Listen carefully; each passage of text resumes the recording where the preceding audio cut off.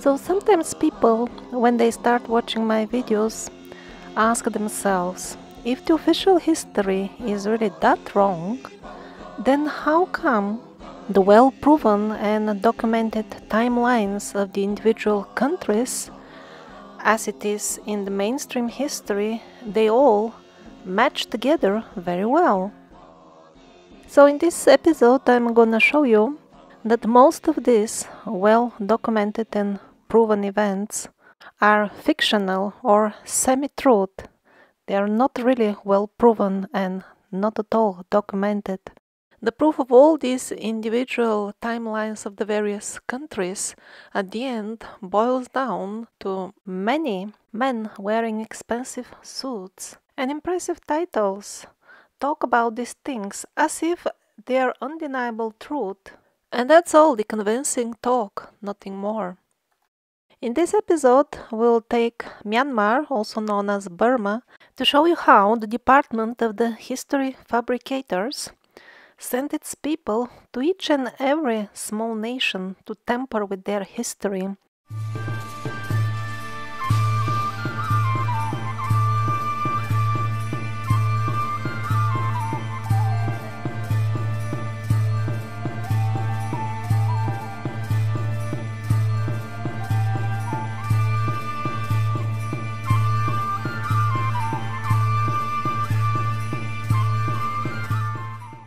The magical valley of Bagan is full of countless temples. According to mainstream history, these temples belong to an ancient kingdom, and the dating is established according to the Burmese royal chronicles, which according to Wikipedia, the encyclopedia of every good sheep, are detailed and continuous chronicles. If you continue reading down that very same Wikipedia page, you'll find out that the chronicles in question are not actually contemporary historic chronicles. They aren't in any way either continuous or detailed. We don't need to go to alternative sources. Let's read you quotes from the very same page. First quote. The majority of the chronicles did not survive the country's numerous wars. Next quote. The chronicles provide little information about the general situation of the kingdom. Next quote.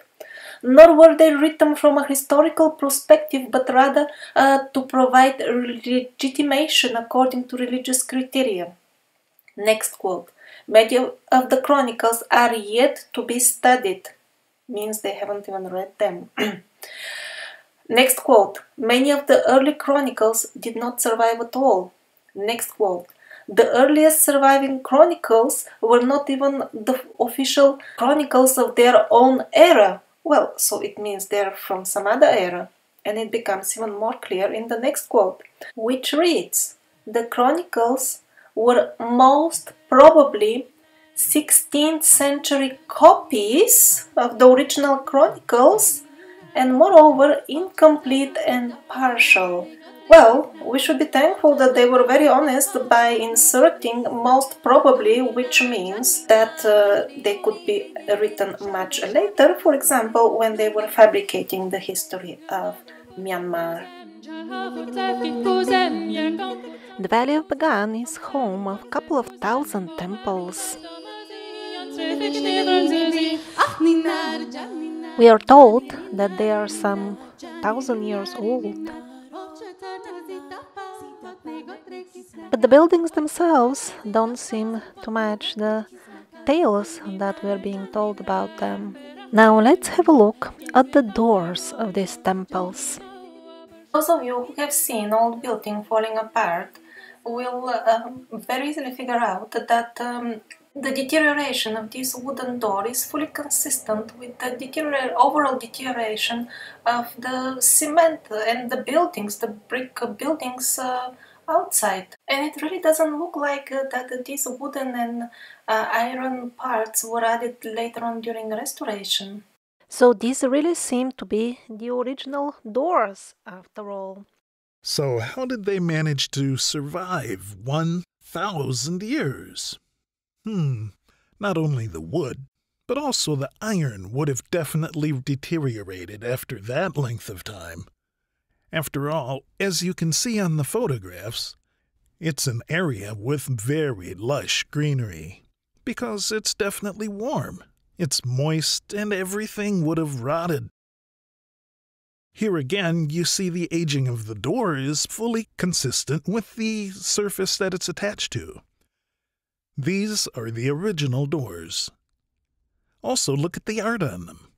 If this was a modern illustration, they wouldn't be nearly as nice. And one more point which confirms that the temples of Bagan are much more recent than they are telling us. This is the palace of the last king, who was of course removed so that Myanmar can become part of the parasitic cobweb.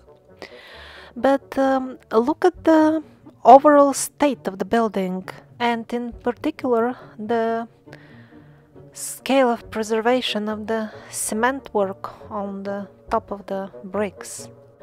Actually, it doesn't look that much newer than the rest of the temples, and probably all those thousands of temples in the valley are just slightly older than this 19th century building.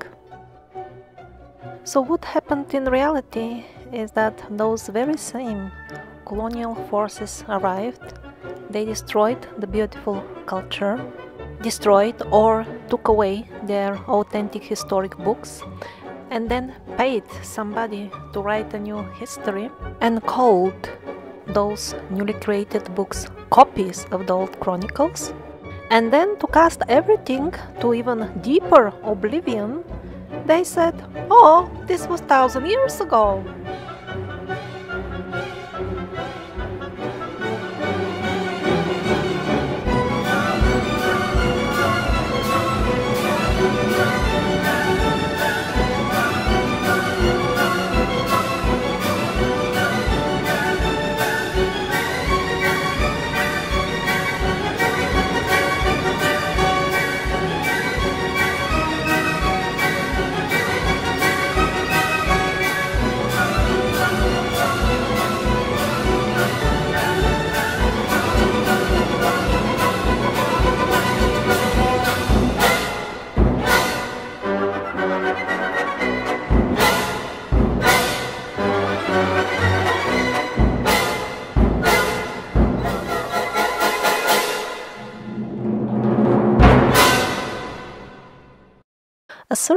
A very important aspect of the Burmese history is not denied by the mainstream penguins, they just forget to mention it.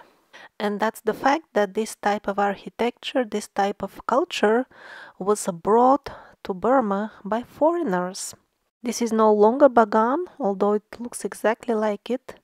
This is in Ayutthaya, Thailand. The same technique. Bricks and on the top cement. This is Indonesia. Same style, same technique of building.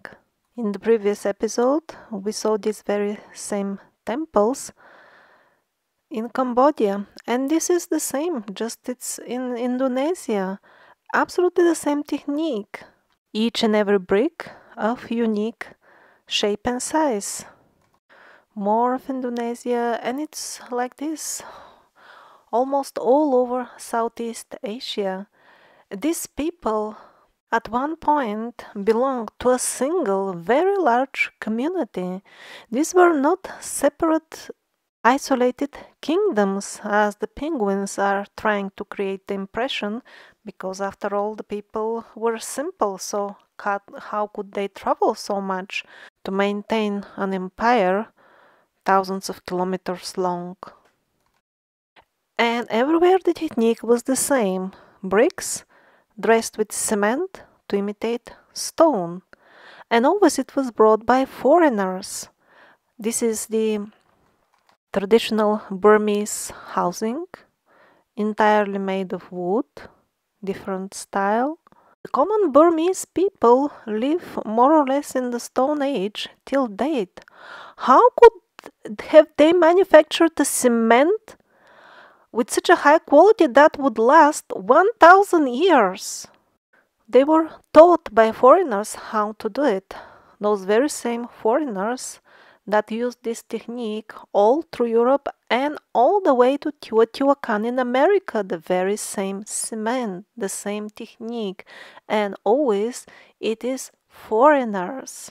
And not just the technique, the style as well. Also look at the wooden carvings. They are practically identical with the same wooden carvings, for example, found all over Siberia.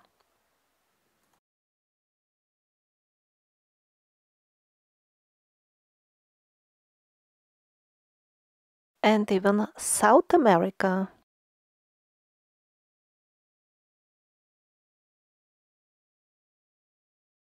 And these are some European examples of casting stone imitations on the top of bricks from cement or geopolymer or similar mixtures from Pompeii, which was buried in an eruption, by the way, apparently 300-400 years ago, and not in the far away past, but that's a subject for another episode.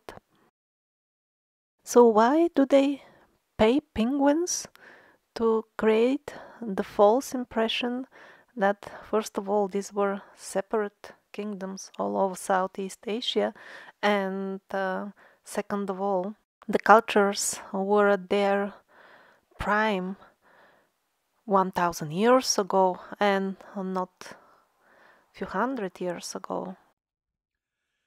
The main reason is to disconnect us even more from the universal laws of goodness, which were the essence of what these foreigners or survivors were spreading when they reached these local populations of relatively simple people.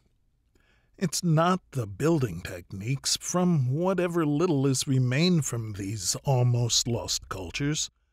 Always the main point for them is the spirituality, the idea that we get born into these costumes, these human bodies, for education. And what is the thing that we have to learn?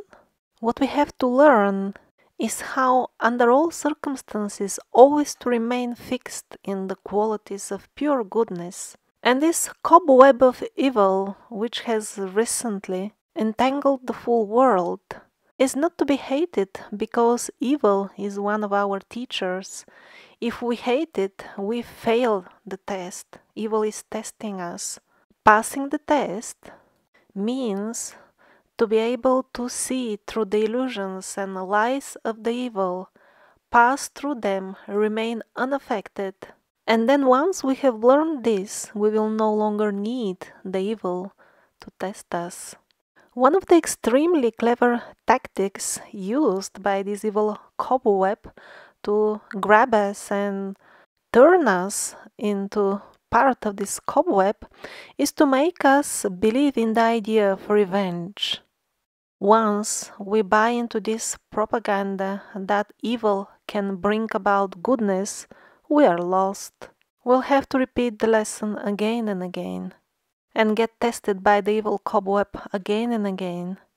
In the past, people were tested by the evil cobweb as well, but at least they knew from childhood, whatever I just told you. Their ideas of good and evil were not as distorted as ours. So they were better informed about what's going on, while we take much harder test. To pass it, we must have the strength to reject all the nonsense that we've been fed since childhood. We'll need to have the strength to go against the current, because 99% of the people currently don't even see any problem with living in a parasitic cobweb. So that's the main reason for removing the history, making us take a hard test under blind conditions, so to say. But there are other aspects connected with building. The obvious question is, how could those presumably primitive people make cement stronger than ours?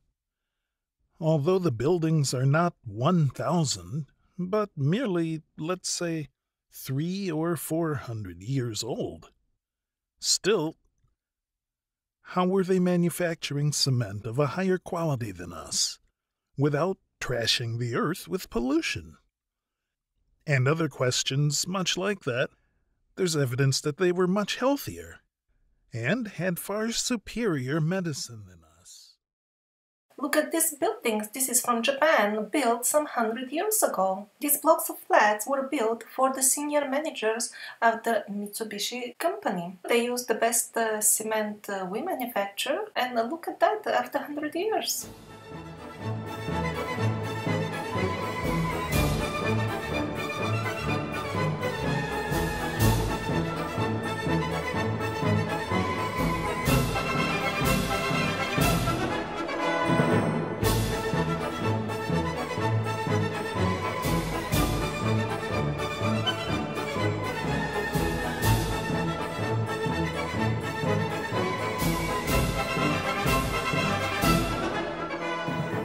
Since the takeover, the citizens of Myanmar no longer own the riches of their own land. It belongs to international corporations, and the beautiful culture of the survivors is replaced by the ugly parasitic reality. All that is called progress, development, improvement, international help, and a transition to a better society.